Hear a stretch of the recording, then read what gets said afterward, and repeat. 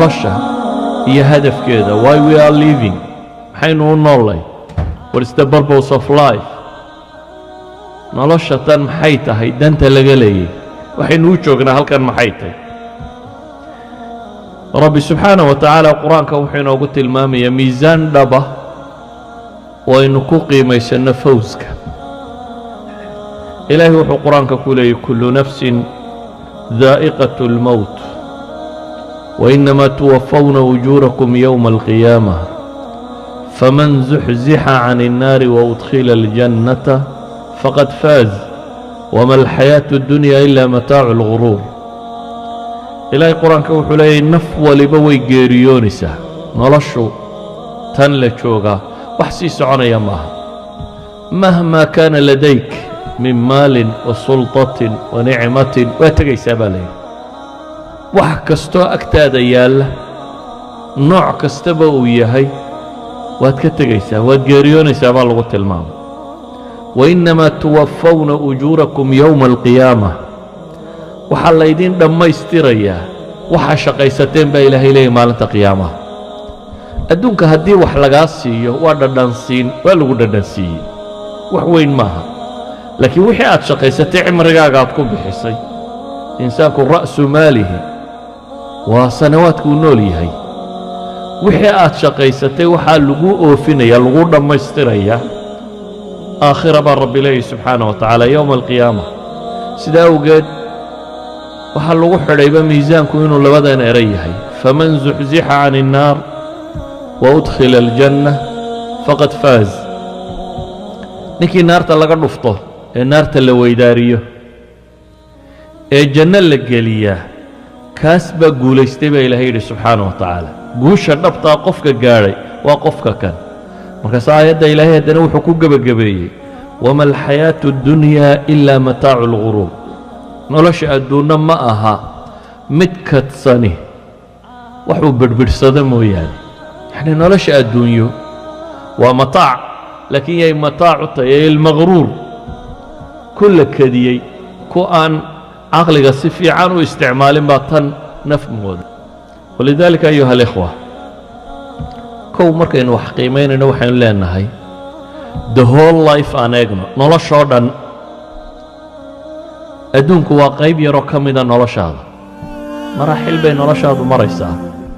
maraad caloosha hooyadaa ku jirtay, maraad yareedo soo koraysay, maraad geeriyootay, maraad xabaal ku jirto, mar lagu soo saaro lagu xisaabiyo, iyo daa'in halkay ku gebagaboobaysoo ah laba meeloodoo bini aadamka loo qaybinayo meesha aad ka tegayso.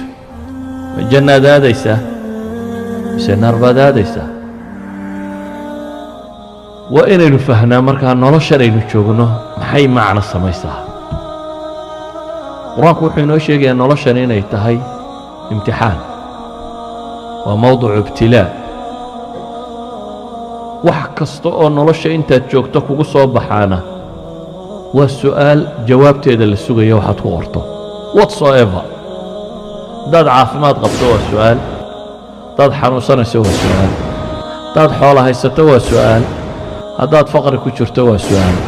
whatsoever, wax kasta oo nolosha kula kulma waa beyj nolosha ka mid ah, laakiin ah imtixaan xagga rabbi ka yimi oo la eegaya waxaad kaga jawaabto. mid walibana jawaab bay leedahay, mid walibana jawaab bay leedahay. saa daraaddeed baa ilaahay wuxuu ina leeyahy tabaaraka aladii biyadihi اlmulk wahuwa calى kuli shayin qadiir aladii khalaqa almowta wاlxayaata liyabluwakum ayukum axsanu camala.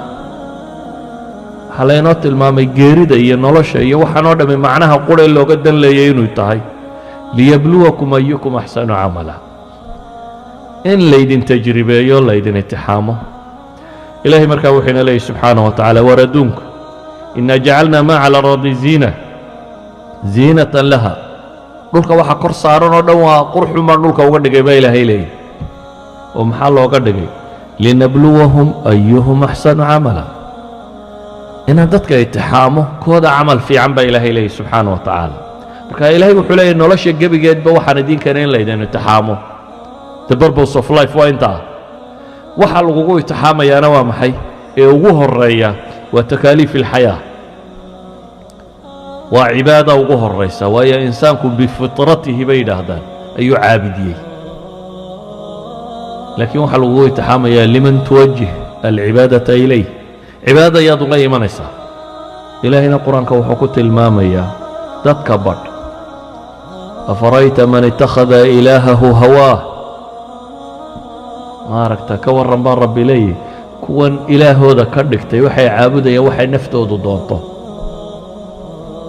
نفتيس وحي أي دونته كستو كردكت أيها الإخوة مركا وحي لهنا noloshan aynu joogna iyadu guul kale ma leh noloshan aynu joogna waa imtixaankaasina jawaabtiisa rasmiga ah adduunka bacdan minha in lagu horumariyo waa laga yaabaa nooc min alciqaabaat inay kugu dhacaan waa suurtagal nooc min annicma inaad hesho waa suurtagal laakiin waa a bit of it ma aha jawaabtii rasmigayd wainamaa tuwafawna baa la yidhi ujuurakum يوم القيامة وحبا لغاسي دوني انت تشوكتي بوزيتيف يا نيجاتيف كو دونبها هذا لكن يضو الرسمي واحد جوابته ليس بال لي محي يوم القيامة ولذلك مقياس كو وحين لين يقوش الرسمي قاهي ما ها هبل با لعك علي ما ها هبل با عرور بدن علي ما ها هبل با مدحوينية مقعية ماموس علي وحاسو دمها